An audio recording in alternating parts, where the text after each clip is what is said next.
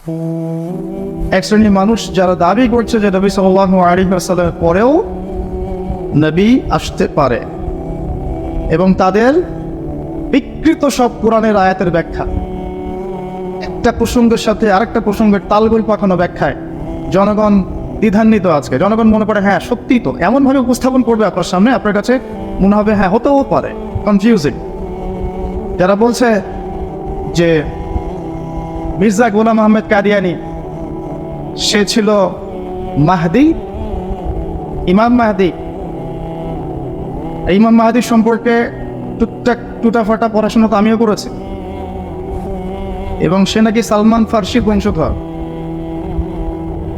তারপরে যে মাহদি সেই নাকি ঈসা ইবনে মারইয়াম। ইমাম মাহদি, ঈসা ইবনে মারইয়াম দুজন আলাদা ক্যারেক্টার নয়, দুজনই একই। যে মাহদি সেই ঈসা, আর দুজনেই কাদিয়ানি, মানে দুজনেই হচ্ছেন গোলাম আহমদ কাদিয়ানি। উনি মাহদি, উনি ঈসা। এবং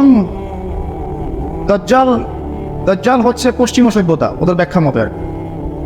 আপনারা তো মনে করেন যে তারা খালি দাবি করেন নবী সাল্লাল্লাহু আলাইহি ওয়াসাল্লাম পরে একজন নবী আসবে, গোলাম আহমদ কাদিয়ানি একজন নবী। আপনারা মনে করেন যে তারা এতটুকুই বলে? শুধু অনেক কিছুই বলে তারা, অনেক কিছুই, যে মাহদি এসেছে চলেও গেছে, আর যে মাহদি সেই ঈসা। দুজনের কবর এখন আপনি পাবেন এই যে কোথায়, ভারতে পাঞ্জাব প্রদেশে, ওখানেই কবর আছে। তারপরে এই হাদিসগুলোর আক্ষরিক অর্থ নেওয়া যাবে না, সব রূপক। আর দাজ্জাল আমরা যে বলি ইহুদি যুবক হিসেবে বের হবে, এমনটা আমিও বলেছি যে সে জিউসদেরকে নিয়ে বিশ্ব শাসন করবে। আসলে বিষয়টা এমন নয় তাদের ব্যাখ্যা মতে। তারা বলতে চায় এটা কোনো ব্যক্তি নয়, বরং এটা একটা সভ্যতা। আরো অনেক ব্যাপার আছে এদের, মানে প্রত্যেকটা বিষয়ে এমনভাবে তালগোল পাকিয়ে ব্যাখ্যা করেছে যে অনেক সময় দেখা যায় কিছু নামধারী মুসলিম কনফিউজড হয়ে যায়। হ্যাঁ হতেও পারে, প্রত্যেকটার পিছনে কোরআনের আয়াত দিবে, হাদিসের দলিল দিয়ে দিবে। ও আরো শুনলাম মসজিদুল আকসা যেটা আছে সেটা বাইতুল মাকদাস না, এটা একটা আকসা, কিন্তু আরো একটা আকসা আছে।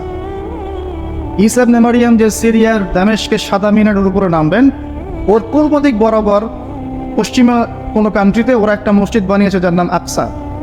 তাদের দাবি এটাই সে আকসা, এবং সেটা বিখ্যাত হবে, দলে দলে মানুষ সেখানে আসবে। তাদের ওখানে মানুষ দলে দলে যাচ্ছে, এখন সব নাকি ফলো যাচ্ছে। সুবহানাল্লাহ, আমি স্টাডি করছিলাম লাস্ট 2-3 মাস থেকে এদের সম্পর্কে। তো এত কিছু তথ্য যেটা আপনারা জানেন না, এই যে মিসকনসেপশন, এই বিষয়গুলো সম্পর্কে প্রচুর পড়াশোনার দরকার আছে আপনাদের।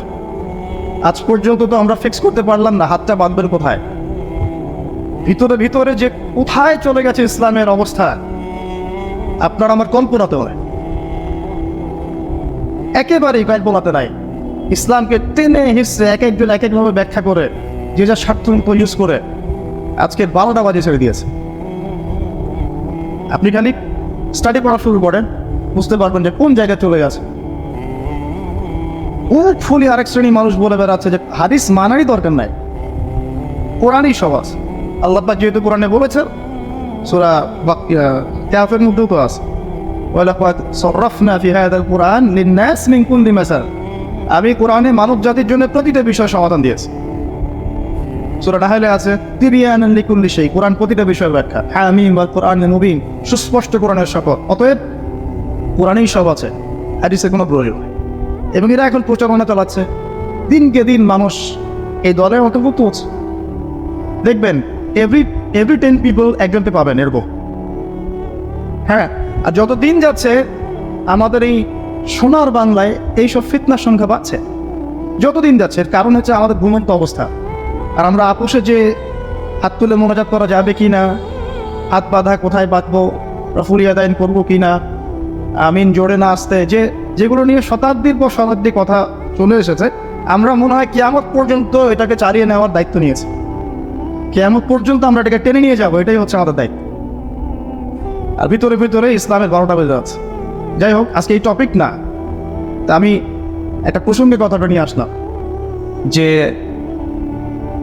ব্যাখ্যা, একটা জ্ঞানতাত্ত্বিক ব্যাখ্যা নিয়ে কোরআন হাদিসকে হাতে নিয়েও মানুষ বিভ্রান্ত হতে পারে। এই জন্য বিশ্ব বরেণ্য ওলামায়ে কেরাম যারা আছেন, রিনাউন যে ফিকহের বইগুলো আছে, রিনাউন যে মাযহাবগুলো আছে, এর আওতায় থাকলে আপনি সেফ।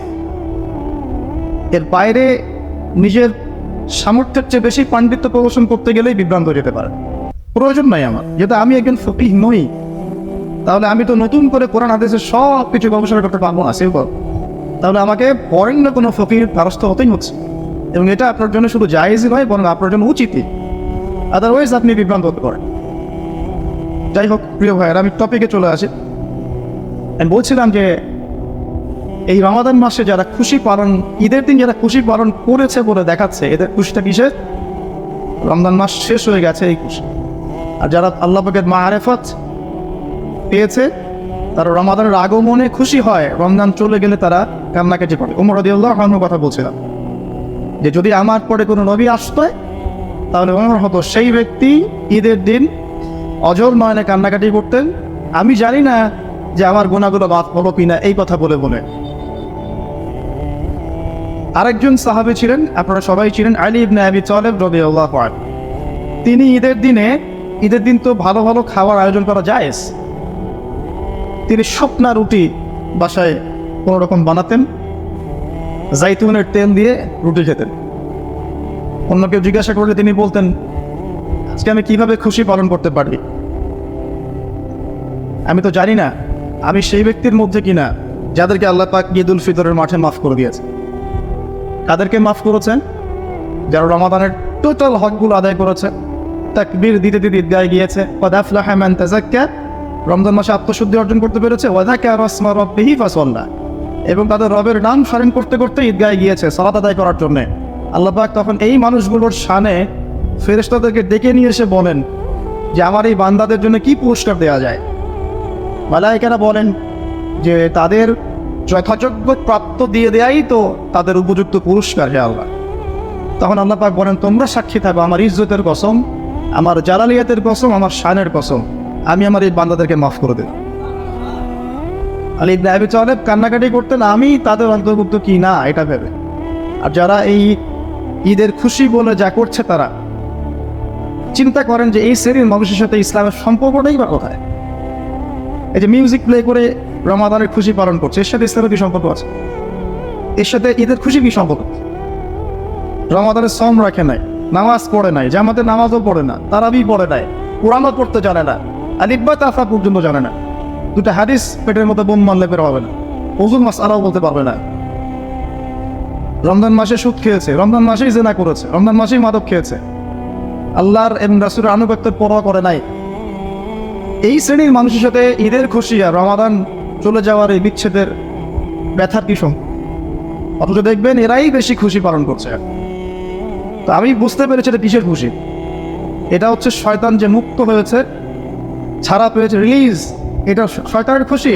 সেই মানুষদের মধ্য দিয়ে আমাদেরকে দেখাচ্ছে সবগুলোই শয়তানের দাস। এবং রমজান চলে গিয়েছে এই খুশি তো ওরা এখন মাতোয়ারা। আল্লাহ পাক আমাদেরকে বোঝার তৌফিক দান করুন, আমিন।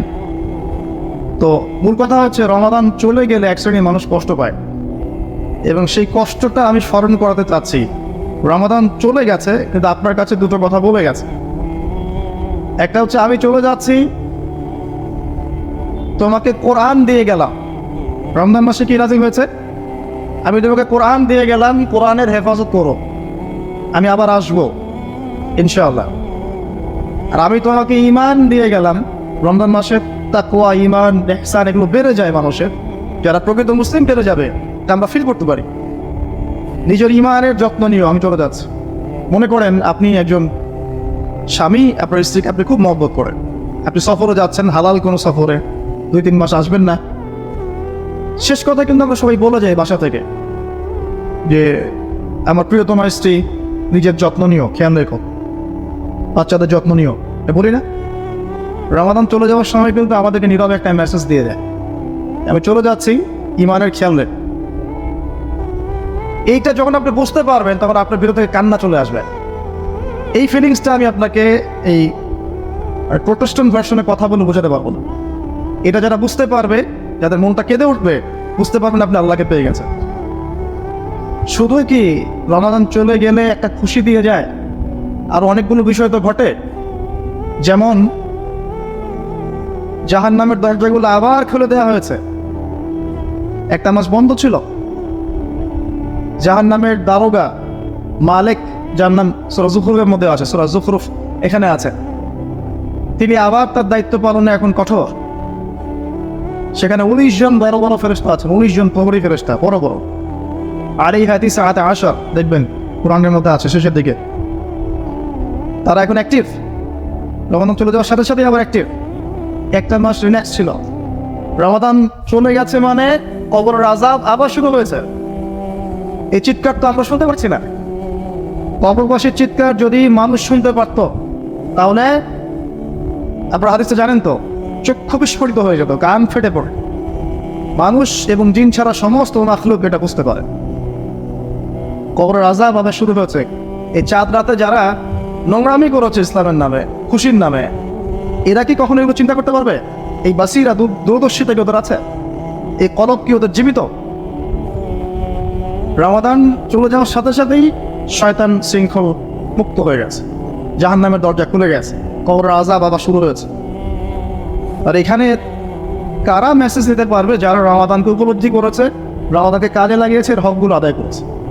এখন আমি পরের পয়েন্টে আসছি যে রমাদানের হকগুলো কিন্তু আমরা সবাই মোটামুটি আদায় করার চেষ্টা করেছি। আলহামদুলিল্লাহ, যারা ইমানদার আমরা মাশাআল্লাহ সালাত আদায় করেছি, আল্লাহ পাকের হুকুম আহকাম ফলো করে সওম রেখেছে, সওম রাখা অবস্থায় আল্লাহর হারামে লিপ্ত হই নাই, সাধ্যমতো আমরা চেষ্টা করেছি।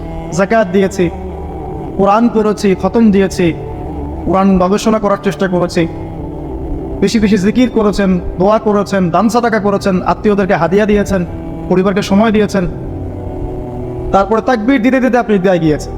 সাধারণত কিন্তু মুসলিমরা এই কাজগুলি করেছে, কারণ শয়তানের দাস যেমন আছে, আল্লাহর বান্দারাও তো আছেন।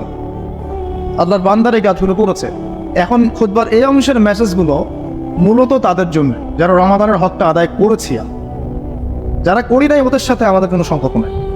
আল্লাহ ওদেরকে হেদায়েত দিক, দোয়া করি। হেদায়েত না থাকলে এদের ফিতনা থেকে আমাদেরকে বাঁচাক, এটা দোয়া। মানে অবাক লাগে কিছু কিছু বিষয়। রমাদান উপলক্ষে মিউজিকের অ্যালবাম রিলিজ হচ্ছে ঈদ উপলক্ষে। তোমার ওই নোংরা গানের সাথে ঈদের খুশির কি সম্ভব?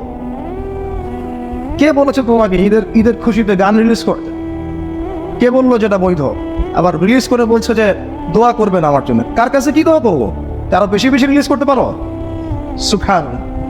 রমাদান উপলক্ষে অমুক নায়িকার আনন্দ বিলাস, অমুক নায়কের অমুক মুভি, অমুক নায়িকার ফ্যাশন শো, অমুক বিউটি কন্টেস্ট।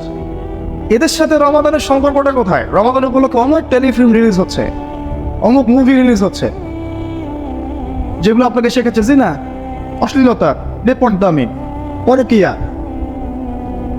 ইভেন একটা দেশাত্মবোধক মুভিও রিলিজ করবেন। দেশ নিয়ে আমরা গর্ব করি না? দেখবেন দেশের ঐতিহ্য, ইতিহাস, সংস্কৃতি, বিরক্তপূর্ণ গাথা, এগুলো নিয়ে কয়টা মুভি আছে, কয়টা সং আছে, কয়টা নাটক হয়। ম্যাক্সিমাম আমাকে কী শিখাচ্ছে? তো খুব খারাপ লাগে, ভিতরটা জমে যখন এগুলো দেখে, আগুন জ্বলা শুরু হয়। এই আগুনটা আপনি ফিল করতে পারবেন যখন আপনি মুমিন হবেন। রমাদান উপলক্ষে গান রিলিজ করেছে এবং সবাইকে বলছে আমার দোয়া করে। আবার মিডিয়ার যেখানে যে চ্যানেল দিবেন, টিভিতে দিবেনটা কোথায়? যে চ্যানেল দিবেন সেখানে এরকম শোজ, পেপারটাও একটা নায়িকা বসে থাকবেন, ইন্টারভিউ নেওয়া হবে, সে বলছে আমার জন্য দোয়া করেন, আমার ঈদে এটা রিলিজ হচ্ছে, ওটা রিলিজ হচ্ছে, এই ঈদে তো আমি এইটা কিনেছি, ওইটা কিনেছি। তোমার সাথে ঈদের কি সম্পর্ক? তোমাদের সাথে ঈদের খুশির কি সম্পর্ক? রমজানের সাথেই বা তোমাদের কি সম্পর্ক? আর মিডিয়া এগুলোকে ফোকাস করে হাইলাইট করতে করতে মানুষের মাথায় গিলে খাওয়াচ্ছে, মাইন্ড ডাইভার্টিং। মানে এগুলো নিয়ে ব্যস্ত থাকেন, আসল উদ্দেশ্য ভুলে যাও। পুরো মাইন্ড প্রোগ্রামিং এগুলা। দেখুন, বড় বড় ইস্যুগুলোকে বাদ দিয়ে ছোট ইস্যুর দিকে আপনাকে, নোংরা একটা ইস্যুর দিকে ফোকাস করে রেখে দিন। ইউক্রেন রাশিয়ার ইস্যু চলছে না? এখন কি করোনার ইস্যুর কথা শুনছেন? কোথায় গেল করোনা? এখনো নাই। সুবহানাল্লাহ, মাইন্ড প্রোগ্রামিং। রমজান মাসে যে প্যালেস্টাইনে ইসরায়েলরা হামলা করেছে, কয়টা নিউজে দেখেছে? রমজান মাসে দেখছেন যে কয়টা মুভি বের হবে, কয়টা গান বের হবে, কয়টা কি বের হবে, অথচ প্রতিদিন তাদেরকে হামলা চালানো হয়েছে। দেখা যাচ্ছে না এখন? একদম জুমাতুল বিদায়ের দিনেও হামলা। কথা বলা যাবে না এগুলো নিয়ে, বললে সমস্যা। এভাবেই কি চলবে দুনিয়াটা?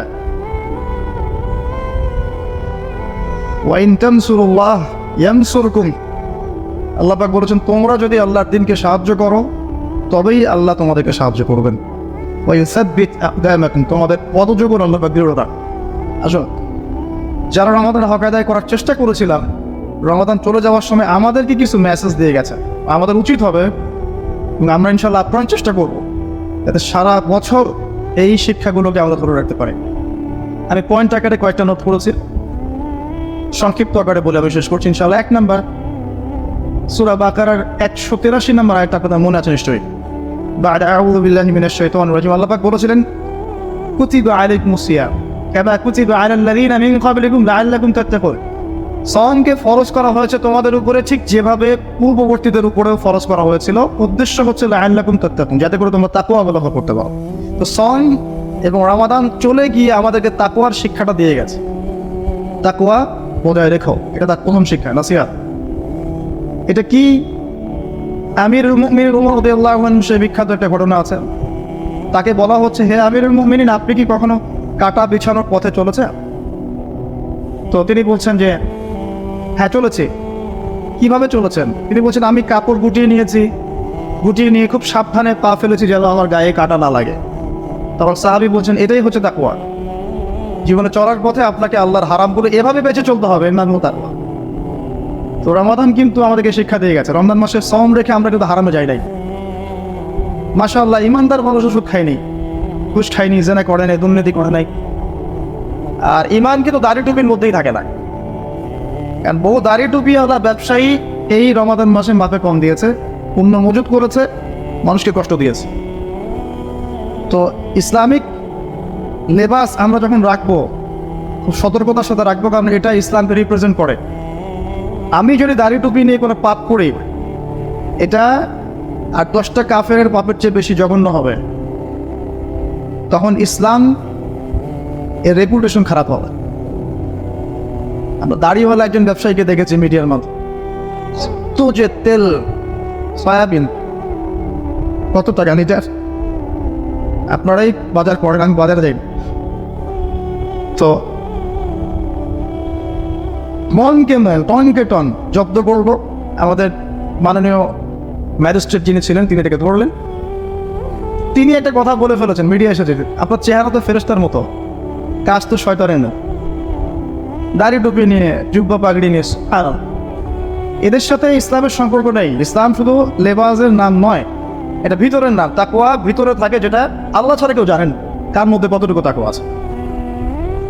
অনেক সময় বলেছে যে আমরা যারা এখানে দাঁড়িয়ে দাঁড়িয়ে কথা বলছি, আমাদের চেয়ে আপনাদের তাকওয়া বেশি থাকতে পারে, এবং আছেও।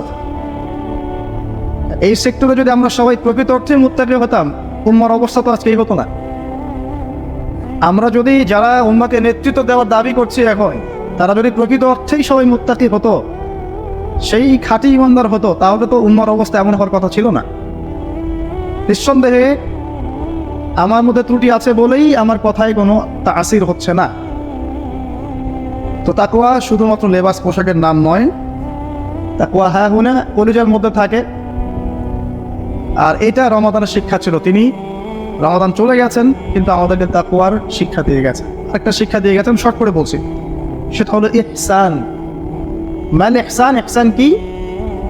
হাদিসে জিবরিলে চলে যান, রাসূল সাল্লাল্লাহু আলাইহি ওয়াসাল্লাম বলছেন আর ইহসান, ইহসান হচ্ছে আন তা'বুদাল্লাহা কাআন্নাকা তারাহ, তুমি এমন ভাবে আল্লাহর ইবাদত করবে যেন তুমি আল্লাহকে সচক্ষে দেখছো।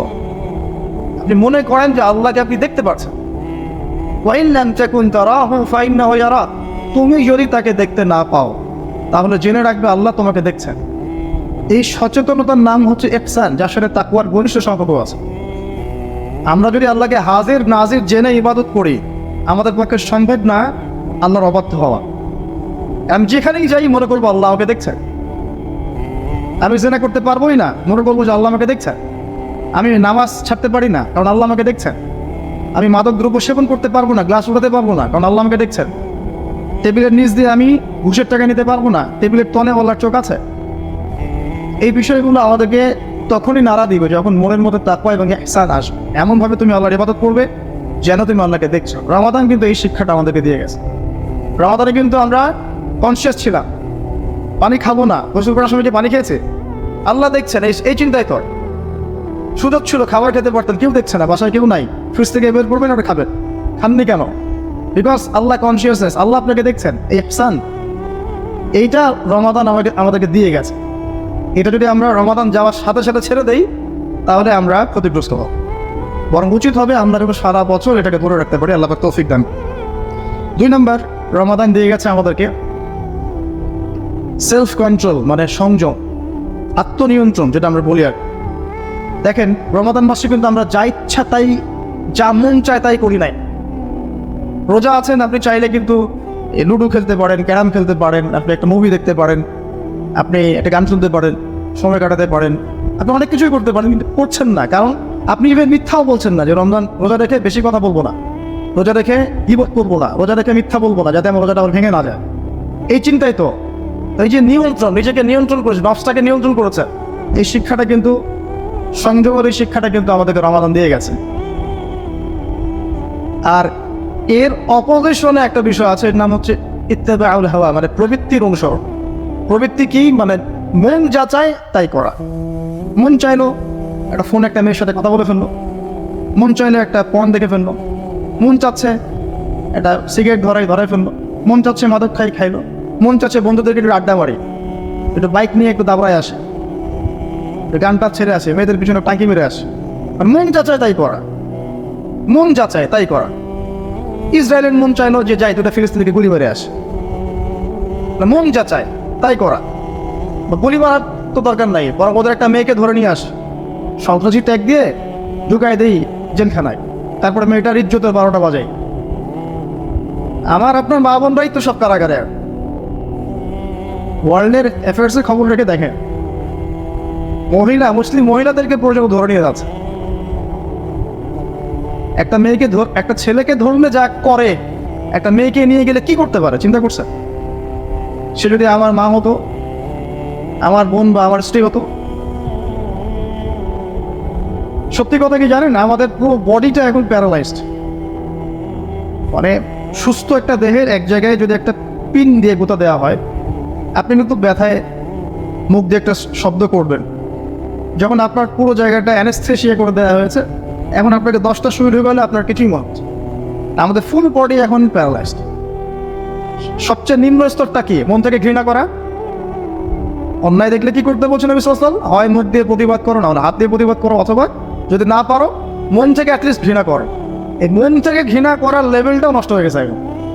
কিচ্ছু যায় আসে না, দেখবেন স্ক্রল করছে, দেখলো আবার একটু স্ক্রল করে চলে গেছে, কোনো ফিলিংস নাই। ইভেন তার জন্য দাঁড়িয়ে যে হাতটা উঁচু করে দোয়া করবে, আল্লাহ উম্মার ভালো করো, উম্মার আলেমদেরকে হেফাজত করো, উম্মার যারা কল্যাণ কামনা করে এদেরকে তুমি বারাকা দিও, উম্মার মধ্যে যারা নির্যাতিত আল্লাহ ওদেরকে হেফাজত করো, আমাদের মা বোনদের ইজ্জত হেফাজত করো। কয়জন করে দোয়া? আর জুমার খুতবায় দোয়া হয়, তখন আবার আমরা জনগণ বুঝি না কি বলছে, জনগণ আমিনও বলে না। এই যে আমরা দোয়া করি, আল্লাহুম্মা আইজ্জাল ইসলাম ওয়াল মুসলিমিন, আল্লাহ ইসলাম এবং মুসলিমদেরকে বিজয়ী করো, সম্মানিত করো। মানুষ আরবিও বোঝে না, এই দোয়াটা আমিনও বলে। ওয়াদিন্না শিরকা ওয়াল মুশরিকিন, মুশরিক এবং শিরককে আপনি ধ্বংস করো, অপদস্থ করো। ওয়াদাম্মির আ'দা'আদ-দ্বীন, দ্বীনের শত্রুদেরকে ধ্বংস করেন। ওয়ানসুর ইবাদাকাল মুমিনিন, আপনার মুমিন বান্দাদেরকে আপনি সাহায্য করেন। কত চমৎকার দোয়া দেখছেন। যাই হোক, আমাদেরকে লম্বা করছি না। মন যা চায় তা করার নাম কি? প্রবৃত্তির অনুসরণ। আর রমাদান শিখিয়েছে এটা না করে আত্মনিয়ন্ত্রণ, নিজেকে নিয়ন্ত্রণ করা। একটা খালি কথা বলি এখানে, সেটা হলো প্রবৃত্তির এই প্রবৃত্তির এই দাসত্বটা কিন্তু এক প্রকার শিরক, যেটা আমরা জানি না অনেক। সূরা ফুরকানের মধ্যে একটা দলিল আছে, সূরা ফুরকানের মধ্যে শেষের দিকে একটা দলিল আছে। আল্লাহ পাক বলেছেন, আউযু বিল্লাহি মিনাশ শাইতানির রাজিম, আরাআইতা মান ইত্তাখাযা ইলাহাহু হাওয়াহু, হে নবী আপনি কি তাকে দেখেছেন যে ব্যক্তি নিজের প্রবৃত্তিকে ইলাহ বানিয়ে নিয়েছে? ইলাহ মানে কি? উপাস্য। আপনি কি তাকে দেখেছেন? আরাআইতা মান ইত্তাখাযা ইলাহাহু হাওয়াহু, যে তার নফসকে, হাওয়াকে, প্রবৃত্তিকে ইলাহ বানিয়ে নিয়েছে। আফা আনতা তাকুনু আলাইহি ওয়াকিলা, আপনি কি তার অভিভাবক হতে চাচ্ছেন? আম তাহসাবু, নাকি আপনি মনে করেন আন্না আকসারাহুম ইয়াসমাউনা আও ইয়াকিলুন, যে ওদের বেশিরভাগ মানুষ শুনবে আর বুঝবে। আপনি কি এমনটা মনে করেন? নবীকে আল্লাহ পাক বলছেন, আপনি কি এমনটা মনে করেন এদের বেশিরভাগ শুনবে আর বুঝবে? কখনো না। ইনহুম ইল্লা কাল আনআম, বরং এদের মধ্যে বেশিরভাগই হচ্ছে গবাদি পশু। এই যে শব্দটা ইনহুম ইল্লা কাল আনআম বাল হুম আদাল্লু সাবিলা, বরং এর চাইতে ওরা নিকৃষ্ট পথের মানুষ। এগুলো আল্লাহ পাকের কথা। তো প্রবৃত্তির এই দাসত্বটা হচ্ছে এক প্রকার শিরক, এটাও একটা শিরক, নফসের উপাসনা করা। আর সম আমাদেরকে শিখিয়েছে আত্মনিয়ন্ত্রণ, মন যাচাই তা করা যাবে না। আল্লাহ এবং তার রাসূল যা করতে বলেছেন শুধু সেটাই করা যাবে, এর বাইরে আমার মন চাইলেও করা যাবে না। আল্লাহ পাক আমাদেরকে তৌফিক এনায়েত করুন, আমিন। 3 নাম্বার, রমাদান ছেড়ে গেছে আমাদের কাছে। দেখেন, রোজা রেখে আমরা কিন্তু আল্লাহর হালালা ছেড়ে দিয়েছিলাম, ছাড়ি নাই। স্ত্রী হালাল না? হালাল তো আমার জন্য, বরং জেনা থেকে, জেনার এই মহামারীর মধ্যে যে আমরা বাস করছি, এই জেনা থেকে বাঁচার জন্য সবচেয়ে বৈধ এবং উত্তম মাত্র স্ত্রী। সেই স্ত্রীর কাছে আমরা যাইনি রোজা থেকে। ক্ষুধা লেগেছে, খাবার পানীয় আমাদের জন্য হালাল ছিল, কিন্তু আমরা খাইনি, ভালো করি নাই। তো আল্লাহর হালাল যখন আমরা ছেড়েছি, তাহলে সম রেখে আল্লাহর হারাম ছাড়ি নাই? তো কমন সেন্স, তাহলে তো আল্লাহর হারামও ছাড়তে হবে, নাকি হালাল ছেড়ে দিব আর হারাম খাবো? স্ত্রী সহবাস ছেড়েছি, খাওয়া পানিও ছেড়ে দিয়েছি, এখন সুখ খাবো, এখন ঘুষ খাবো, এখন জুলুম করবো, দুর্নীতি করবো, পাপে কম দিব। তো রমাদান এই শিক্ষাটা দিয়ে গেল যে আমরা যেন সারা বছর আল্লাহ পাকের হারামগুলো ছেড়ে চলতে পারি, ঠিক যেভাবে আমরা সম রেখে হালাল ছেড়ে দিয়েছিলাম। আল্লাহ আমাদেরকে তৌফিক ইনায়েত করুন, আমিন। 4 নাম্বার, সবচেয়ে বড় মেসেজ রমাদান দিয়ে গেছে আপনাকে আমাকে, সেটা হচ্ছে আল কোরআনুল কারীম। শাহরু রমাদানাল্লাযী উনজিলা ফীহিল কোরআন, সূরা বাকারা 185। রমাদান সেই মাস যেই মাসে আল্লাহ পাক কোরআন নাজিল করেছেন, হুদাল লিন-নাস, মানব জাতির জন্য হেদায়েত স্বরূপ, ও বাইয়িনাতিন মিনাল হুদা ওয়াল ফুরকান, এবং এটা সুস্পষ্ট প্রমাণ, ব্যাখ্যা।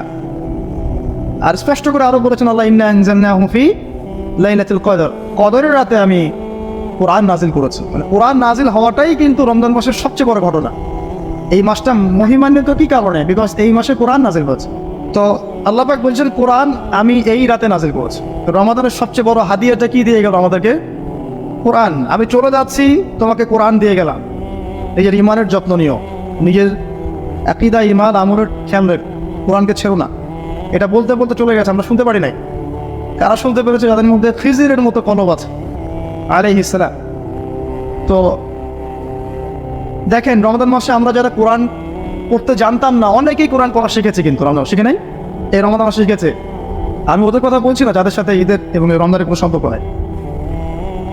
ইনহুম ইল্লা কাল আনআম বাল হুম আদাল্লু সাবিলা, এদের কথা বলছে। আল্লাহর মুমিন বান্দারা রমজান মাসে কোরআন তেলাওয়াত করেছে, প্রতিদিন তারা তেলাওয়াত করেছে। অনেকে অর্থ বুঝেছে, গবেষণা করেছে, তারাবি পড়িয়েছে, হাফেজে কোরআন যারা, তারা তারাবি পড়িয়েছে, হিফজ করেছে। আর মাশাআল্লাহ, লক্ষ কোটি মানুষ এই রমাদান মাসে কোরআন খতম করেছে না? অন্তত একবার হলেও করেছে খতম। এই যে কোরআনের সাথে আমাদের সম্পর্ক ছিল রমজান মাসে, রমজান চলে গেলেই কোরআনকে ছেড়ে দেওয়া যাবে না, বরং এটাকেই সবচেয়ে গুরুত্ব দিয়ে আঁকড়ে ধরতে হবে সারা বছর। কি করবো আমরা? প্রত্যেক দিন 1 পারা করে কোরআন তেলাওয়াত করবো ইনশাআল্লাহ। বাস এতটুকু করেন, আমি কোচিং কিছু লেসন দিচ্ছি না। প্রত্যেকদিন 1টা পারা করে কোরআন তেলাওয়াত করেন। এর ফজিলত অনেক দিন বলেছি, প্রত্যেক হরফে 10 নাকি, কোরআন আপনার পক্ষে সাক্ষী দেবে, ইত্যাদি ইত্যাদি। প্রতিদিন 1 পারা হিসাবে আজকে শাওয়াল মাসের কত তারিখ? 3 না 4? 4। আজকে আমাদের 4র্থ পারা পড়া উচিত সবার মাসে। আর যারা 3 দিন পড়েন নাই, আজকে 1 থেকে 4 পারা পুরোটা পড়বেন। প্রতিদিন 1 পারা করে আপনি পড়তে পারেন। হাফিজে সুন্দর কোরআন বাসায় থাকবে। এখানে 600 পৃষ্ঠা থাকে, 20 পৃষ্ঠা করে একটা পারা ভাগ করা থাকে। আপনার প্রত্যেক দিনের টার্গেট থাকবে আমি প্রতিদিন 20 পৃষ্ঠা করে পড়ব। যদি আপনি 1 বছরে 20 পৃষ্ঠা না করতে পারেন, আমি টিপস দিচ্ছি আপনাকে, আপনি 5 ওয়াক্ত নামাজের পরে 3-4 পৃষ্ঠা করে পড়েন। ফজরের নামাজ পড়েছেন, চলে যায় না, কোরআনটা নেন, নিয়ে 4 পৃষ্ঠা পড়েন। এরপর আপনি কাজে চলে যান, জোহরের নামাজ পড়বেন, আবার পরের 4 পৃষ্ঠা পড়েন। আসলে আরো 4, মাগরিবে আরো 4, ইশার পরে আরো 4। দেখবেন পুরো দিনে আপনি 20 পৃষ্ঠা পড়ে ফেলেছেন। সহজ, বরং এটা বেটার। কোন অর্থে বেটার? কারণ সকালবেলা আপনি কোরআন পড়তে বসলে যদি 20 পৃষ্ঠা পড়ে ফেলেন, বাকি দিনের পুরো অংশটা যদি দুনিয়ার কাজে ব্যস্ত থাকেন, তখন এই যে একটা ফ্লেভার, তাসির, এটা আস্তে আস্তে কমতে থাকে। আল্লাহ পাক কিন্তু দিনের শুরুতেই 5 ওয়াক্ত সালাত ব্যাক টু ব্যাক পড়তে বলেন নাই। আগে ফজর, তারপরে অনেক পরে গিয়ে জোহর দেন, আসর দেন, মাগরিব। আল্লাহ পাক চাচ্ছেন আমরা সবসময় আল্লাহর জিকিরের মধ্যে থাকি, আল্লাহকে স্মরণ করতে থাকি। যদি দিনের শুরুতে 5 ওয়াক্ত নামাজ পড়ে ফেলতেন, সারাদিন কিন্তু আপনি আল্লাহকে বলে থাকতেন। আল্লাহ চান আপনি একটু পর পর আল্লাহকে মনে করেন ফিরে আসেন, মনে করেন ফিরে আসেন। তাই 5 ওয়াক্ত সালাতের পর যদি আপনি 4 পৃষ্ঠা করে পড়েন, বেটার। আর যারা একবার পড়তে পারেন পড়ে ফেলবেন, পার ডে 1 পারা করেন। এটা করতেই হবে। কোরআন, আমরা অনেক বড় বড় কথা বলি, কোরআনের সমাজ গড়বো, কোরআনের আলো ঘরে ঘরে জ্বালবো, কোরআনের গবেষণা করা দরকার, শিক্ষা প্রতিষ্ঠা করা দরকার, কোরআনের আইন বাস্তবায়ন করা দরকার, এগুলো কথা আমরা বলি। কোরআন যদি আপনি নিয়মিত নাই পড়েন, প্রথম জিনিসটা আগে নিয়মিত পড়া, হিফজ করা, তারপরে অর্থ জানা, তারপরে আপনার অ্যারাবিক শেখা, আদেশ মানা, বাস্তবায়ন পরের বিষয়। বেসিকটা ঠিক করতে হবে আগে। বড় বড় কথা বলে লাভ হবে না যদি বেসিক ঠিক না থাকে। আল্লাহ পাক আমাদের সবাইকে নিয়মিত কোরআন তেলাওয়াতের তৌফিক দান করুন। আর কোরআন কেন্দ্রিক আরও কিছু কাজ করেন, অ্যারাবিক ল্যাঙ্গুয়েজের কিছু কোর্স করেন, যারা ভালো করতে পারেন কোরআন। আমি রিকোয়েস্ট করবো যে কোরআনের অর্থটা বোঝার চেষ্টা করেন, বিশুদ্ধ তাফসির কিনেন। যদি কোনো তাফসির আপনার কাছে কেনার সামর্থ্য না থাকে, আমি পরামর্শ দিব যে তাফসিরে জালালাইন একটা আছে না, তাফসির জালালাইন, এটা বাসায় রাখেন অন্তত পক্ষে, আপনার জন্য যথেষ্ট হবে ইনশাআল্লাহ। এত সুন্দর চমৎকার করে এটার মধ্যে একটা মানে গোছানো তাফসির আনা হয়েছে, নতুন যেটা ভার্সন আমি পড়ছিলাম, অসাধারণ এক কথায়। বাকি অনেক তাফসির আছে, ভালো ভালো তাফসির আছে, কিন্তু আমি আপনাদের সহজ শর্তে বলছি। এখানে মাদ্রাসার ছাত্রদের জন্যও তাহকিক করে সুন্দর করে দেওয়া আছে। আপনি এটা নিতে পারেন, বেশ কয়েক খণ্ডে পাওয়া যায়। আমাদের ঢাকাবাসীর জন্য সহজ, বাংলা বাজার আমাদের জন্য একটা নেয়ামত। এখানে ইসলামিক টাওয়ার আছে না, প্রচুর বই পাওয়া যায়, এবং ভালো ভালো বইগুলো আপনি এখান থেকে ঘাটবেন, কিনবেন, আল্লাহ তৌফিক দেখ। তো এই তাফসির বাসায় রাখেন, নিয়মিত পড়েন। তবে আমি বলবো তাফসির পড়ার যোগ্যতা থাক বা না থাক, আপনি তেলাওয়াত ছাড়বেন। আর যারা অনুবাদ করবেন তারা অনুবাদ পড়েই কখনো ফতোয়াবাজি করবেন। আর অনেক বিষয় আছে যেগুলো আপনি বুঝতে পারবেন না, যেটাই বুঝবেন না ফাসআলু আহলা যিকরি, তখন এই কাজটা করেন। আপনি জ্ঞানী মানুষদেরকে গিয়ে জিজ্ঞাসা করুন। তো আল্লাহ আমাদেরকে বোঝার তৌফিক দান করুন, এবং কোরআন কেন্দ্রিক সারা বছর আমাদের জীবন গড়ার তৌফিক আল্লাহ পাক দান করুন। এবং বেশি বেশি কোরআন মানুষকে শেখানোর চেষ্টা করতে হবে, এবং মানুষকে কোরআন হাদিয়া দিবেন, তাফসির হাদিয়া দিবেন। যে বইটা নিয়ে কোনো বিতর্ক নাই, হাদিয়া দিবেন। এবং আপনাদের পরবর্তী জেনারেশন যারা আছে এদেরকে কোরআন শেখান, বেশি বেশি করে শেখান। এটা আমাদের কোরআন কেন্দ্রিক কাজ হবে। রমাদান চলে গেছে, বাট আমাদেরকে কোরআন দিয়ে গেছে। মনে রাখবেন, এই কোরআনকে কেন্দ্র করেই কিন্তু মাত্র 23 বছরের ব্যবধানে আরবের সমাজ পরিবর্তন হয়ে গিয়েছে। মাত্র 23 বছর। না আরবে কোনো শিরক ছিল 23 বছর পর, না সুদ, না জেনা, না ব্যভিচার, না মাদক, না গোত্রীয় হানাহানি, কিচ্ছু ছিল না। তাই আমরা যত বড় বড় স্লোগান দিই না কেন, কোরআন কেন্দ্রিক আমাদের দায়িত্বগুলো পালন করতে না পারলে আদতে কোনো ফলাফল হবে না। তো রমাদান আমাদেরকে এটা দিয়ে যায় প্রতি বছর, আমরা কিন্তু ভুলে যাই এবং আমাদের পথ হারিয়ে ফেলি। এই বছর অ্যাটলিস্ট আমরা পথ হারাবো না ইনশাআল্লাহ। আগামী রমাদান আসা পর্যন্ত যথেষ্ট সময় আছে, এর মধ্যে পুরো কোরআনের অর্থ আপনি পড়ে ফেলুন, যাতে পরের রমাদানে গিয়ে আপনি আরও হাই নোটে স্টার্ট করতে পারেন। আল্লাহ তৌফিক দেখেন। 5 নাম্বার, আমি 2-3টা পয়েন্টগুলো শেষ করে দিচ্ছি। 5 নাম্বার হচ্ছে, দেখেন রমাদান মাসে আমরা কিন্তু একসাথে নামাজ পড়েছি জামাতে। তারপরে আমরা কিন্তু আল্লাহর পথে সময় দিয়েছেন, অনেকে 3 দিন 7 দিন সময় দিয়েছেন একসাথে। তারপরে আপনারা কিন্তু ইফতার করেছেন একসাথে, ইফতার মাহফিল করেছেন একসাথে, তারাবি সবে একসাথে জামাতে পড়েছি না। দেখেন রমাদান মাসের একসাথে কাজগুলো আমাদেরকে কি মেসেজ দিয়ে চলে গেল? ঐক্য, উম্মার ঐক্য।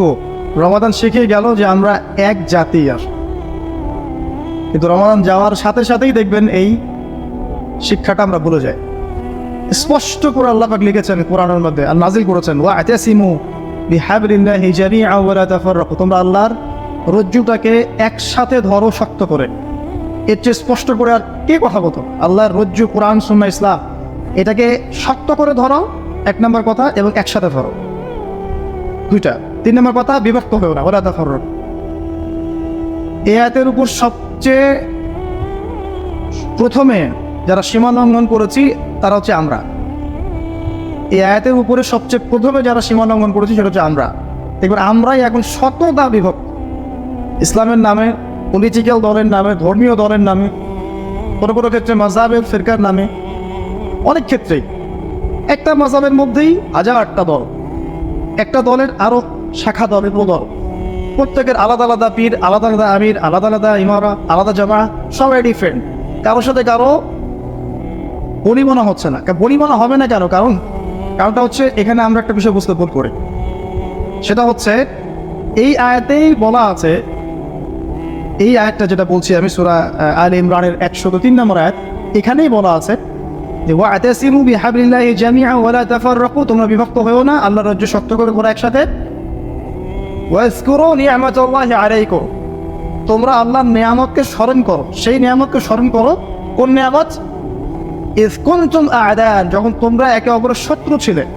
মক্কায় মদিনায় সাহাবীদেরকে বলা হচ্ছে তোমরা কিন্তু একে অপরের সাথে বিভক্তের মধ্যে ছিলে।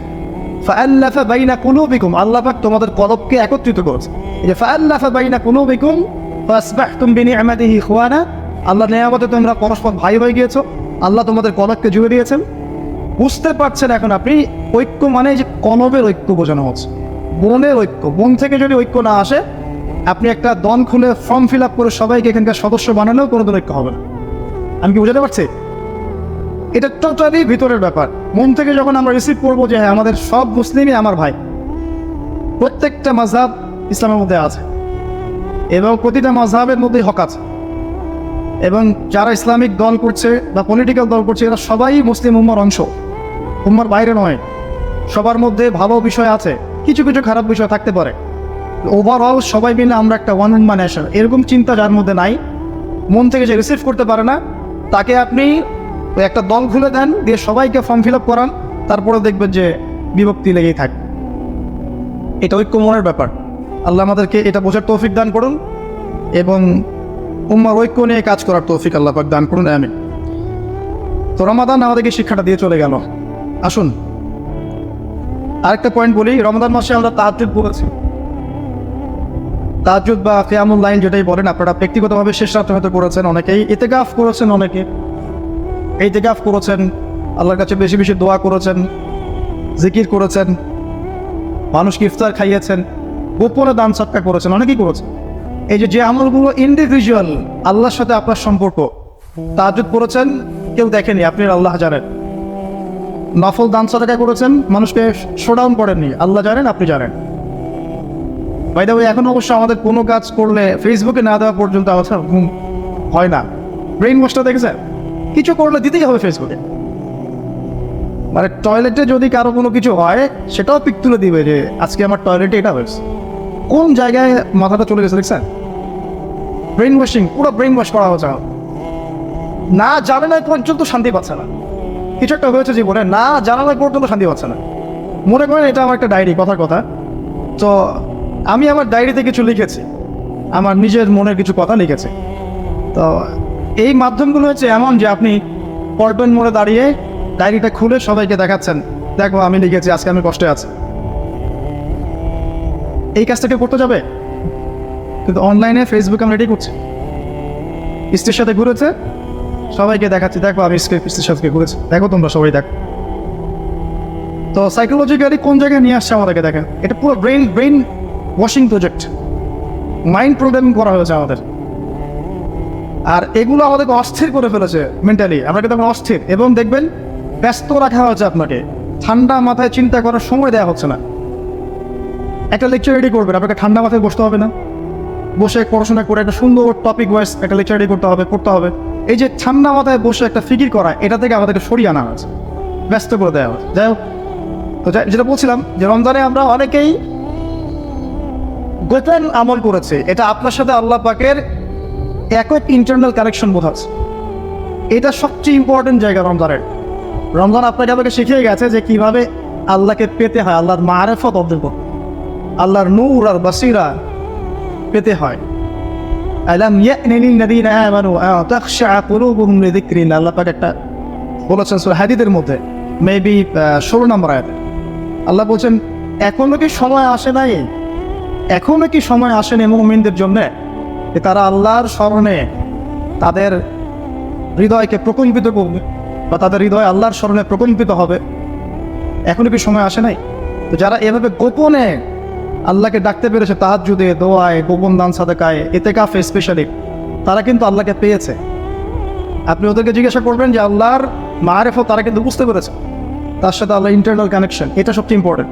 ব্যক্তিগত পর্যায়ে আমরা সবাই যদি আল্লাহর সাথে ইন্টারনালি কানেক্টেড হতে না পারি, তাহলে ওইসব বড় বড় স্লোগান দিয়ে আসলে লাভ নেই।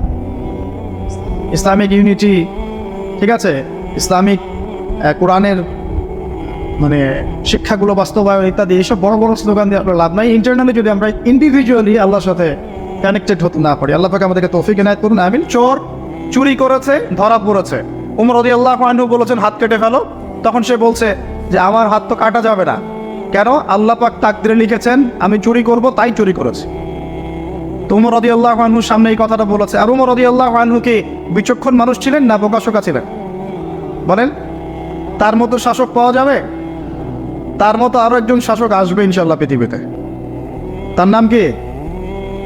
নবী ঈসা আলাইহিস সালাম, ইনশাআল্লাহ তাআলা। এবং তার আগে আরো একজন ইমাম আসবেন, তার নাম কি? তার নাম হচ্ছে মুহাম্মদ। কি নাম? তার নাম মুহাম্মদ, তার উপাধি হচ্ছে মাহদি। কখন আসবেন? যখন পৃথিবীতে যুদ্ধ বিগ্রহ ছড়িয়ে পড়বে, ব্যাপক আকারে মালহামা চলবে, তখন আসবেন। কাদের পক্ষে আসবেন? মুসলিমদের পক্ষে। কি উদ্দেশ্যে আসবেন? সারা বিশ্বে জুলুম তুলে ফেলার জন্য। এবং আরেকটা কি উদ্দেশ্য? ওই জেরুজালেম উদ্ধার করার জন্য। কোন জেরুজালেম? যেটা এখন ইহুদিরা দখল করে আছে। চারপাশে আরবরা, মাঝখানে ও কেমন করে দখল করে আছে? আরবদেরকে হাতের মুঠোয় নিয়ে নিয়েছে। এই কারণে মুনাফিকদের উপর টিকে আছে সে, এবং তার পশ্চিমা মিত্রদের উপর টিকে আছে। ঈসা আলাইহিস সালাম কেন আসবেন? এই জায়গাটা পুনরুদ্ধার করার জন্য। ঈসা আলাইহিস সালাম কি পরাজিত হবেন না বিজয়ী হবেন? কত বছর বিশ্ব শাসন করবেন? 40 বছর। এগুলো হবে বিশ্বে, এগুলো হওয়া এখনো বাকি আছে। আরও কি হবে? মুসলিমরা কনস্ট্যান্টিনোপল আবার জয় করবে। এই কনস্ট্যান্টিনোপলের মধ্যে ফিতনা দেখা দিবে অচিরেই, মুসলিমরা ওইটা আবার দখল করবে ইনশাআল্লাহ তাআলা। আরও কি হবে? বললাম ভূমিকম্পের বছরগুলো আসবে সামনে, এবং মুতায়নুন শাদীদ, মহামারীও আসবে। আরও কি? বড় বড় 3টা ভূমিকম্প বাকি আছে এখনো। আগে বলেছি লেকচারে, একটা পৃথিবীর পূর্বে, একটা পশ্চিমে, একটা মাঝখানে। এগুলো এখনো বাকি আছে। বিশ্বে অনেক কিছু হওয়া এখনো বাকি আছে। এখন যা দেখছি এগুলোই স্বপ্ন, এগুলো চলে যাবে। সময় কি হবে? চলে যাবে। আরও নতুন সময় আসবে ইনশাআল্লাহ তাআলা। আমাদের দায়িত্ব কি? আমাদের দায়িত্ব পরিস্থিতি বুঝে দিন ধরে রাখা, আমল করা, এবং মানুষকে দিনের দিকে আহ্বান করা। আমরা যদি দায়িত্ব পালন না করি তাহলে কি হবে? আল্লাহ পাক আমাদেরকে সরিয়ে দিয়ে নতুন কওম নিয়ে আসবেন। আল্লাহ পাক সূরা মুহাম্মাদে বলেছেন, ওয়া ইন তাতাওয়াল্লাউ, তোমরা যদি মুখ ফিরিয়ে নাও, ইয়াস্তাবদিল কওমান গায়রাকুম, আল্লাহ পাক নতুন কওমকে তোমাদের জায়গায় স্থলাভিষিক্ত করবেন। সুম্মা লা ইয়াকুনু আমসালাকুম, তারা তোমাদের মতো হবে না, মানে আমাদের মতো অপদার্থ হবে না। তোমার বিজয়ের শর্ত কি? আল্লাহ সূরা মুহাম্মাদেই বলেছেন, ইন তানসুরুল্লাহ ইয়ানসুরুকুম, তোমরা আল্লাহর দ্বীনকে সাহায্য করো, তবেই আল্লাহ তোমাদেরকে সাহায্য করবে। ওয়া ইউসাব্বিত আকদামাকুম, তোমাদের পা আল্লাহ দৃঢ় করে রাখবেন। আমরা আল্লাহকে সাহায্য না করলে আল্লাহ পাক আমাদেরকে সাহায্য করবেন না। সিম্পল। আল্লাহ পাক সূরা রা'দের মধ্যে বলছেন, ইন্নাল্লাহা লা ইউগাইয়িরু মা বিকওমিন হাত্তা ইউগাইয়িরু মা বিআনফুসিহিম, আল্লাহ পাক কোনো কওমের অবস্থা ততক্ষণ পরিবর্তন করেন না যতক্ষণ না সেই কওম তার নিজের অবস্থার পরিবর্তনের চেষ্টা করে। তাহলে আমাদের পরিবর্তন কেন হচ্ছে না? কারণ আমরা নামাজ ছেড়ে দিয়েছি। 90% মুসলিমের দেশে কত পার্সেন্ট নামাজ পড়ে চিন্তা করে দেখবেন। আমরা কোরআন ছেড়ে দিয়েছি। 90% মুসলিমের দেশে কত পার্সেন্ট বিশুদ্ধ করে কোরআন তেলাওয়াত করতে পারে? একটু খোঁজ নিয়ে দেখবেন। কোরআন শুমারি করে দেখেন, নামাজ শুমারি করে দেখেন, তাহলে বুঝতে পারবেন। আর যারা কোরআন পড়তে জানে তাদের মধ্যে কত পার্সেন্ট কোরআনের অর্থটা বোঝে? এটা আরও বড় বিষয়। তারপরে আবার কারা মেনে চলে? এটা আরও বড় বিষয়। আর আমরা কতজন মানুষ দিন ইসলামকে সামগ্রিক দিন হিসেবে মানি? এটাও একটা বড় বিষয়। আমরা মানি ঠিকই, আংশিক। যেমন ইবাদত বন্দেগীর জীবনে মুসলমান, অর্থনৈতিক জীবনে গিয়ে আবার সুদখোর, এমন না বিষয়টা? ইবাদত বন্দেগীর জীবনে আমি পাক্কা মুসলিম, কপালে সেজদার দাগ আছে মাশাআল্লাহ, দাড়ি টুপিও আছে মাশাআল্লাহ, কিন্তু ব্যবসায় গিয়ে মাপে কম দিচ্ছি না? ব্যবসায় গিয়ে আমি আরাম ভেজাল দিচ্ছি কিনা? এরকম হচ্ছে কি না? হচ্ছে। কিন্তু সে কিন্তু মুসলিম এবং নামাজও পড়ে। তা আমাদের সমস্যা ভাই এখানে। এখন এই সমস্যাটা সলভ করলে ইনশাল্লাহ সব সমস্যা সলভ হয়ে যাবে ইনশাল্লাহ। সমস্যাটা কি? আমরা ইসলামটাকে আংশিকভাবে মানি, পরিপূর্ণ জীবনে ইসলাম বাস্তবায়ন করতে পারছি না। আমি আপনি হয়তো কেউই পারছি না। ফখর করলে বলার নাই যে আমি খুব পারছি, আসলে আমিও পারছি না। কারণ এই যুগে এটা পারাটা খুব ডিফিকাল্ট। এই যুগে পারাটা কি? খুবই কঠিন। কিন্তু এটাই তো এই যুগের চ্যালেঞ্জ। নবীজি বলেছেন, তোমাদের সামনে এমন যুগ আসছে যে যুগে ইমান ধরে রাখার ধরে রাখাটা হাতের মধ্যে আগুন ধরে রাখার মতো হবে। তবে সুসংবাদ ওই যুগে তাদের জন্যে যারা আমার সুন্নতকে আবার জীবিত করতে পারবে, যে আমার মৃত সুন্নতকে জীবিত করবে, আল্লাহ পাক তাকে আল্লাহ পাক ভালোবাসেন কিনা? তাহলে এই পুরো মহাবিশ্ব সৃষ্টি করে আল্লাহ পাক কি মহাবিশ্বের মধ্যে ভালোবাসা ছড়িয়ে দেন নাই? আল্লাহ রাব্বুল আলামিন 6 দিনে মহাবিশ্ব সৃষ্টি করে মহাবিশ্বের সব জায়গায় যার যার কাজ তাকে বুঝিয়ে দিলেন। কোন গ্রহ কি কাজ করবে, কোন সৌরজগৎ কেমন করে চলবে, দুনিয়া কিভাবে ঘুরবে, সূর্য কিভাবে উঠবে, চাঁদ কিভাবে আসবে, কোন মাখলুক কি কাজ করবে, ফেরেশতাদের কাজ কি হবে, ইত্যাদি ইত্যাদি আল্লাহ পাক সমস্ত কাজ বুঝিয়ে দিলেন। সূরা আলিফ লাম মিম সেজদা, হামিম সেজদার মধ্যে আছে, পড়ে দেখবেন। আল্লাহ পাক পুরো মহাবিশ্বের দায়িত্ব বন্টন করে দিলেন। এবার আল্লাহ রাব্বুল আলামিন কি করলেন শোনেন। আল্লাহ রাব্বুল আলামিন বলছেন, এই পুরো মাখলুক কায়নাত সৃষ্টি করার পর আল্লাহ পাক তার রহমতকে 100 ভাগে ভাগ করলেন। কত ভাগে? আল্লাহ পাকের দয়া, রহমত, ভালোবাসাকে 100 ভাগে ভাগ করলেন। ভাগ করে 1 ভাগ, মাত্র 1 ভাগ আল্লাহ পাক পুরো মহাবিশ্বে ছড়িয়ে দিলেন, বলেন সুবহানাল্লাহ। বাকি 99 ভাগ রহমত আল্লাহ পাক তার কাছে রাখলেন। এই 1 ভাগ ভালোবাসার কারণেই, এই 1 ভাগ ভালোবাসার কারণেই এই যে সন্তান কান্না করলে মায়ের বুক ফেটে যায়, সন্তান অসুস্থ হলে বাবার বুক ফেটে যায়, যেই বাবা সহজে চোখের পানি কাউকে দেখায় না, সেই বাবা জায়নামাজে দাঁড়িয়ে চোখের পানি ছাড়তে থাকে। এই 1 ভাগ রহমতের কারণে আমরা দেখি যে রাস্তার কুকুর পর্যন্ত তার বাচ্চাকে চাটে, আদর করে, মহব্বত করে। এই 1 ভাগ রহমতের কারণে আমরা আমাদের স্ত্রীদেরকে মহব্বত করি, স্ত্রীকে সুখে রাখার জন্য জীবনটা পর্যন্ত বিলিয়ে দেয়। সকাল থেকে রাত পর্যন্ত কোনো কোনো ক্ষেত্রে হারাম পথে যেতেও দ্বিধা করি না, স্ত্রী সন্তান সুখে থাক এই আশায়, তাই না ভাই? এই 1 ভাগ রহমতের কারণে, এই 1 ভাগ রহমতের কারণে গাভী দেখবেন, গাভী তার বাচ্চাকে প্রসবের পর চাটে, গাটা চেটে পরিষ্কার করে দেয়। এই 1 ভাগ রহমতে পুরো কায়নাত টিকে আছে। আর নবী সাল্লাল্লাহু আলাইহি ওয়াসাল্লাম বলছেন, বাকি 99% রহমত আল্লাহ পাক তার কাছে রেখেছেন। এই রহমত এবং ভালোবাসা দিয়ে আল্লাহ পাক কিয়ামতের মাঠে মানুষকে মাফ করবে ইনশাআল্লাহ। তার মানে বলেন আল্লাহু আকবার। তার মানে আমরা আশা করতে পারি ইনশাআল্লাহ তাআলা আমরা আল্লাহর জান্নাত পাবো ইনশাআল্লাহ। পাবো কিনা?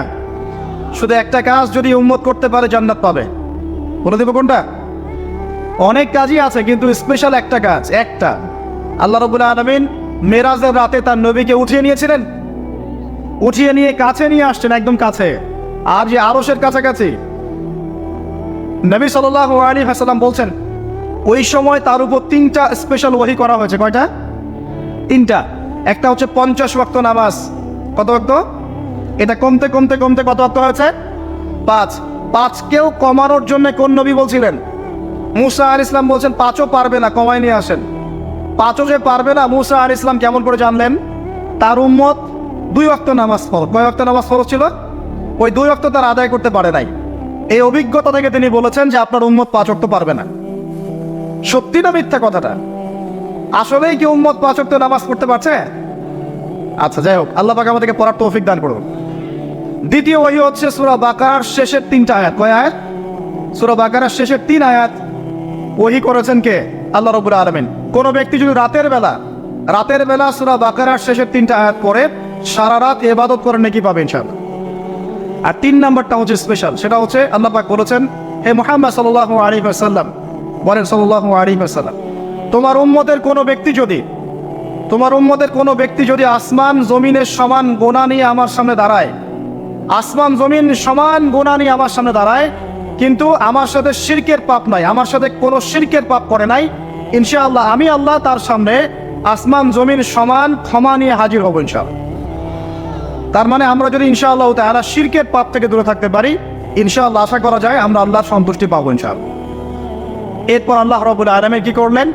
আল্লাহ রাব্বুল আলামিন পুরো মহাবিশ্ব সৃষ্টি করে সব দায়িত্ব ভাগ করে দিলেন। ভাগ করে দেওয়ার পরে আল্লাহ পাক জান্নাত জাহান্নাম সৃষ্টি করেছেন কিনা? আচ্ছা, জান্নাত এবং জাহান্নাম কার কার জন্য সৃষ্টি করেছেন বলেন? জিন আর মানুষ। আচ্ছা, এখন জান্নাতের চেয়ে কি শান্তির কোনো জায়গা আছে? আচ্ছা, এই জান্নাত কার জন্য সৃষ্টি করেছেন? জিন আর মানুষ। আচ্ছা, তাহলে আল্লাহ পাক মানব জাতিকে ভালোবাসেন কিনা? ভালোবাসেন কিনা? আপনি যখন কাউকে ভালোবাসবেন তাকে সবচেয়ে সুন্দর গিফট দিতে চাইবেন কিনা? তার জন্য সবচেয়ে ভালোটা কিনতে চাইবেন কিনা? আল্লাহ পাক জান্নাত তৈরি করেছেন কাদের জন্য? আমাদের জন্য। তার মানে আল্লাহ পাক আমাদেরকে ভালোবাসেন কিনা? অবশ্যই বাসেন। আল্লাহ রাব্বুল আলামিন জাহান্নামও তো সৃষ্টি করেছেন। এখন যদি বলি যে তাহলে আল্লাহ পাক কি আমাদেরকে ভালোবাসেন না, জাহান্নামে কিভাবে দিবেন? উত্তরটা কি হবে তাহলে? উত্তর হচ্ছে এই যে যদি আল্লাহ না করুক কোনো ব্যক্তি জাহান্নামে যায়, তাহলে বুঝতে হবে সেই ব্যক্তি জাহান্নামে যাওয়ার যোগ্য ছিল বলেই জাহান্নামে গিয়েছে। কথা কি বুঝতে পারছেন? আর যদি কোনো ব্যক্তি জান্নাতে যায়, তাহলে বুঝতে হবে সেই ব্যক্তির উপর আল্লাহ পাক দয়া করেছেন বলেই সে জান্নাতে গিয়েছে। মানুষ তার আমল দিয়ে জান্নাতে যেতে পারবে না, মানুষ তার আমল দিয়ে জান্নাতে যেতে পারবে না, আল্লাহর দয়া অনুগ্রহ দিয়ে জান্নাতে যাবে ইনশাআল্লাহ তাআলা। আল্লাহ পাক আমাদের সবাইকে সেই দয়া অর্জন করার তৌফিক দান করুন।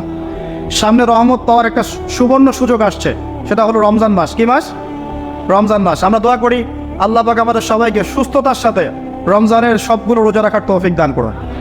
নবীজি বলেছেন এই মাসে যে ইবাদত করে তার গুনাহ মাফ করাতে পারলো না, তার জন্য ধ্বংস। বলে নাউজুবিল্লাহ। আমরা তো রমজান আসার আগে দুনিয়াবি প্ল্যান করছি, রমজানে কিভাবে ব্যবসায় উন্নতি করব, রমজানে কিভাবে বেশি লাভ করব। হ্যাঁ, তো রমজান মাস হচ্ছে ইবাদতের মৌসুম। আল্লাহ পাক আমাদের সবাইকে রমজান মাসে 5 ওয়াক্ত নামাজ পড়ার তৌফিক দান করুন, কোরআন তেলাওয়াত করার তৌফিক দান করুন, কোরআন বুঝে পড়ার তৌফিক দান করুন, তারাবির নামাজ জামাতে পড়ার তৌফিক দান করুন, এবং বেশি বেশি মানুষকে ইফতার করানোর তৌফিক দান করুন। যাদের যাকাত ফরজ হয়েছে, যাকাত দিচ্ছেন না, আল্লাহর ওয়াস্তে রমজান মাসে যাকাত দিয়ে দিবেন ইনশাআল্লাহ। আর আমি কিন্তু আগেই বলেছি রমজান মাসে ভাই দ্রব্য মূল্যের দাম কিন্তু খুব চড়া ওঠানামা করবে। অতএব যাদের সামর্থ্য কম তাদের ঘরে ইফতার পৌঁছে দেওয়ার দায়িত্ব কার? যা আমাদের। যাদের সামর্থ্য আছে তারা, যারা সামর্থ্যবান নয় তাদের ঘরে ঘরে মাসের বাজার পৌঁছে দেবেন ইনশাআল্লাহ তাআলা। আল্লাহ পাক তৌফিক এনায়েত করুন, বলি আমিন।